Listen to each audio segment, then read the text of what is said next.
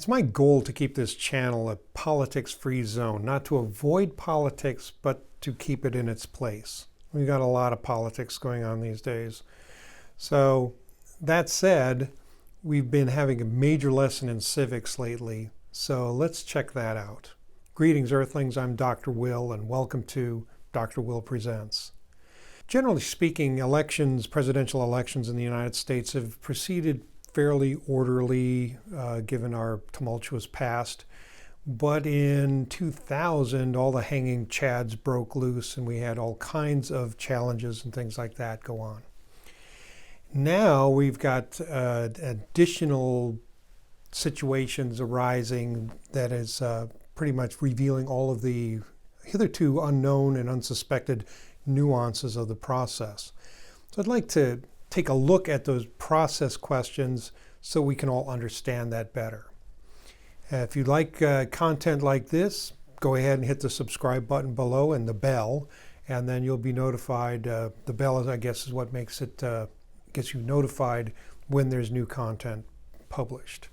When we vote for president and vice president, unlike our representatives and senators, we're voting not for the candidates, but for a slate of electors. These electors are generally pledged to a candidate, which is why it gets confusing like that.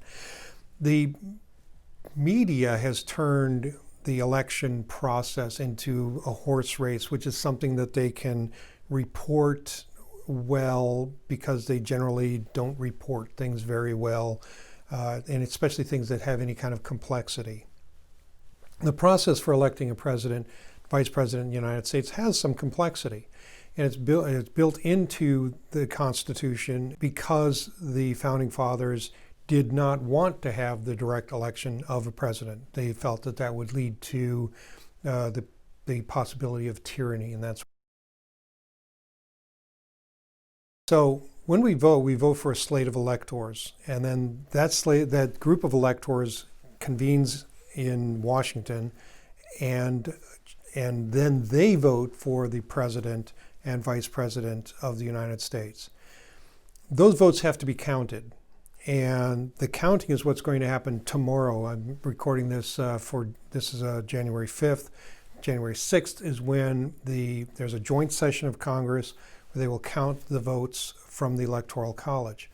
Counting the votes from the Electoral College usually also includes the question of, are the votes valid? Was the slate of electors chosen well? Or was there some kind of hanky-panky going on? And that's the problem this year, is that there's enough concern about the process for choosing those electors that there will be objections raised. So the process is the joint session of Congress gets together, the vice president, who is the president of the Senate, counts the votes and judges whether there is an issue with that slate of electors. If one representative and one senator and one of each have to object, if one of each objects, then that slate of electors is set aside from that state, and then that slate of electors is debated in separate chambers in the House of Representatives and in the Senate. And then the Congress, you see, is the judge of the election.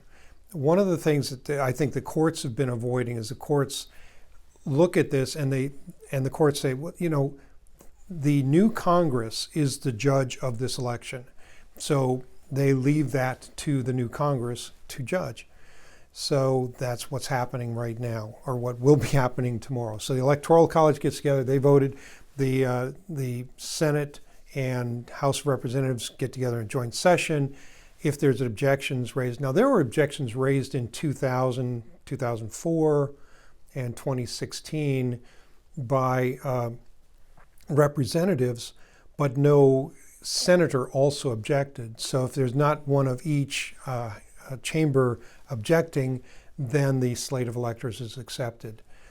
This year it appears that there will be senators and congressmen who will object to slates of electors from, I think, 6 states. We all know who they are. That's been in the news constantly for the past several weeks. So those slates of electors will be set aside, and then they will be debated in the House and in the Senate separately as to whether to accept those slates of electors. This is the duty of the House of Representatives and the representatives in the House and the senators, that they observe the process, that they look at what's going on, ask the question, did the vote proceed in those states in a constitutional manner? The Constitution states that the electors will be selected in a process that's defined by the legislatures, not defined by the governor, not modified by the governor, not modified by the courts or invented by the courts. And this is the crux of some of the challenges right now, is whether those votes proceeded in a manner that's in alignment with the Constitution. The point is, for me, that the rules for the process are in the Constitution of the United States and in the Constitution of the several states, several meaning all the states. If you don't like the result of the election, that's fine. I mean, I don't necessarily like the results of elections. But as long as the process is followed and the rules are followed, then okay. You lose, you lose. To insist that the result is more important than the process. In other words, my guy didn't win or my guy did win, and that's more important than whether the rules are followed, says that you're preferring the rule of man over the rule of law, which is a preference for tyranny. We have to maintain ourselves as a nation that is governed by the rule of law, not by the rule of man. And as the preeminent Republican democracy in the world, our election process should be bulletproof. It should be transparent and honest, and obviously honest and legitimate to all observers. There'll always be some people who won't accept the results because they don't like the results. Okay, those are the people I was talking about earlier. But for most of us, we can accept the fact that we don't win every time, right? And in any kind of competition. And that is what we have to preserve. I've seen a lot of words being kicked around by people, washed up entertainers and folks like that. I'm looking at you, Rob Reiner, that they're talking about it being treason or sedition for senators and representatives to object to a slate of electors. Or these are people who are out of ideas. They are out of rational argument that they can make about the process. So they resort to name calling. And these particular names are very serious and very volatile. And those are the people that are creating and exacerbating division in this country because they cannot or will not accept the results that they don't like. We've lived with that for the past 4 years. Whether you like the result or not, the toxic environment that's created by people who are calling names like that is a serious problem here.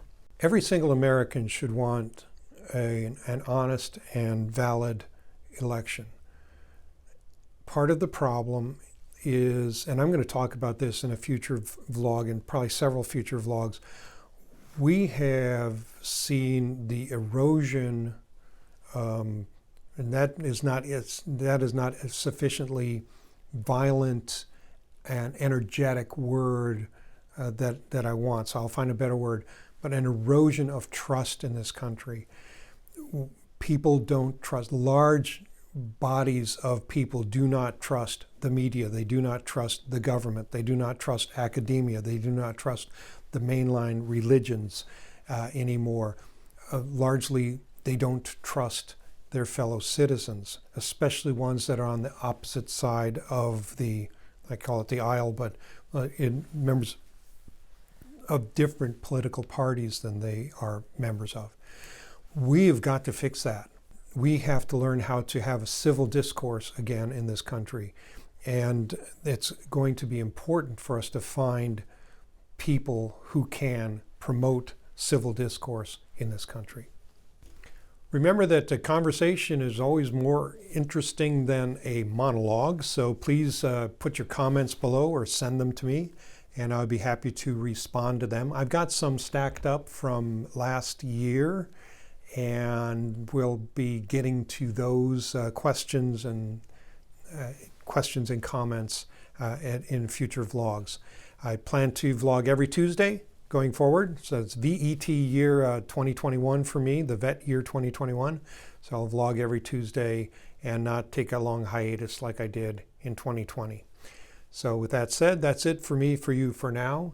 I hope you have a great week ahead, and stay safe and be careful out there. We'll be seeing you. Bye.